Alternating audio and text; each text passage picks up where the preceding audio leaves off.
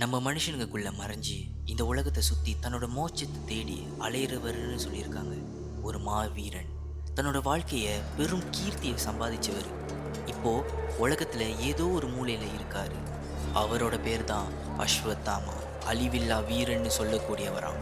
மகாபாரத போரில் தின்ன சொப்பனமா கௌரவர் படையில் இருந்த ஒரு மாவீரன். இவர் யாரு, இவருக்கு நேர்ந்தது என்ன, இது எல்லாத்தையும் பற்றி தான் இன்னைக்கு நம்ம வீடியோவில் பார்க்க போகிறோம். வாங்க வீடியோக்குள்ளே போகலாம்.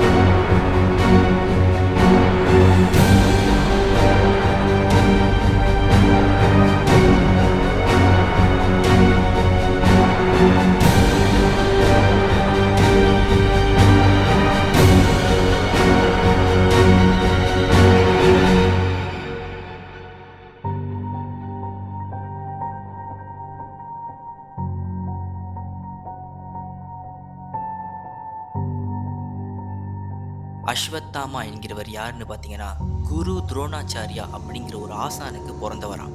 இந்த துரோணாச்சாரியார் தான் கௌரவர் படைக்கும் பாண்டவஸ்க்கும் ஒரு ஆசானா விளங்கியவராம். இந்த அஸ்வத்தாமா பிறக்கிற அப்போவே ஒரு வித்தியாசமான ஜொலிக்கிற கல்லால அவரோட நெத்தியில இருக்குமா, சிவனோட நெற்றிக்கண் மாதிரியே. இவரை நம்ம ஒரு சாதாரண ஒரு மனுஷனை இடம் போட முடியாது. ஏன்னா இவரோட நெத்தியில இருக்கிற அந்த ஒரு கல்லு இவருக்கு அதீத சக்தியை கொடுத்துருக்கான். இந்த கல்லுனால இவருக்கு சீக்கு வராதான், பசி எடுக்காதான், ஏன் பயம் கூட இருக்காதான். என்னதான் இப்படிப்பட்ட ஒரு சக்தி அவரோட கைவசம் இருந்தாலும் கடைசியில அவரோட வாழ்க்கையை இருட்டாக்குனதும் பார்த்தீங்கன்னா இந்த ஒரு சக்தி தான். இதுக்கான காரணம் குருக்ஷேத்திர போர்ல மாபெரும் வீரனா திகழ்ந்த இவரு செஞ்ச ஒரு கீழ்ப்படிஞ்ச ஒரு செயல் தான். துரியோதனன் மரணத்துக்கு அப்புறம் அஸ்வத்தாமா ரொம்ப கோவத்துல இருந்தாரு. தன்னோட நண்பன் இறந்ததை பார்த்து அவரால் தாங்கிக்கவே முடியல. அதுக்கு இவரு பாண்டவர்களை பழிக்கு பழி வாங்கணும்னு நினைச்சாரு. அதுக்காக யுத்தம் எல்லாம் முடிச்ச நாளன்று பாண்டவர்கள் தூங்கிக்கிட்டு இருந்த கேம்ப் சைட்டுக்கு அஸ்வத்தாமா போனாரு. அங்க அவரு தன்னோட வாளை கொண்டு படுத்துக்கிட்டு இருந்த பாண்டவர்களோட பிள்ளைகளை கொண்டு குவிச்சாரு.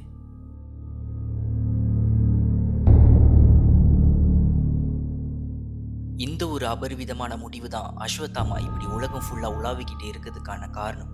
தன்னோட மகன்கள் எல்லாமே இறந்து கிடந்ததை பாண்டவர்கள் பார்த்து ரொம்ப ஆத்திரம் அடைஞ்சாங்க அஸ்வத்தாமா மேல. அதுக்காக அஸ்வத்தாமனை தேடி இவங்க சண்டை போட போனாங்க. அங்க சண்டைக்கு பதிலா இன்னும் பயங்கரமான ஒரு விஷயம் நடந்துச்சு. கிருஷ்ணன் அஸ்வத்தாமன் செஞ்ச கொடுமையை தெரிஞ்ச உடனே விரைஞ்சு போனாரு அஸ்வத்தாமனோட பக்கம். அங்க அவர் செஞ்சது ஒரு வீரனோட விதியை மாத்தி எழுதுனுச்சு.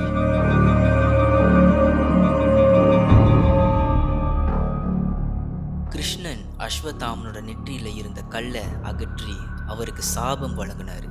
இந்த உலகம் இருக்கிற வரைக்கும் இவருக்கு சாவுன்னு ஒண்ணு வராதாம். இவரு நிம்மதி இல்லாம உலகம் ஃபுல்லா அலைவாராம்.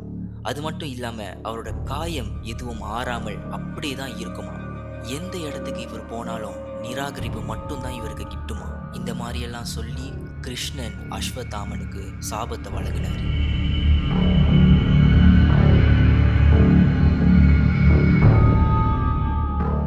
இந்த மாதிரிலாம் சொல்றது இது புராண கதையில மட்டும்தான் இருக்கு நம்ம நினைச்சிருப்போம். ஆனா இதெல்லாம் உண்மையா?